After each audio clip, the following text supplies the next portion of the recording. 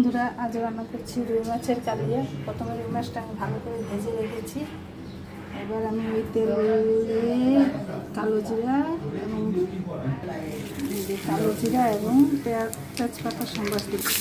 সাথে দিলাম একটু গরম মশলা। এবারে দিলাম পেঁয়াজ বাটা, আদা বাটা, জিরা বাটা, কাঁচামরিচ বাটা, মৌরি বাটা, দিয়ে দেবো কাঁচানো টক দই, দিলাম হলুদ।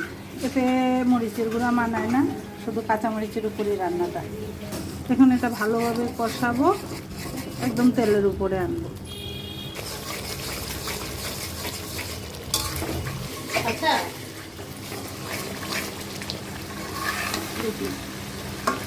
বন্ধুরা, কালিয়ার মাছ কিন্তু লাল করে ভাজা ভাজা করতে হবে।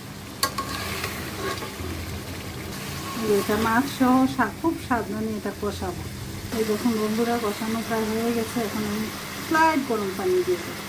এই দেখুন বন্ধুরা, আমি সামান্য গরম পানি। এই দেখুন বন্ধুরা, এটা এখন অল্প আছে ঢেকে রেখে দেবো।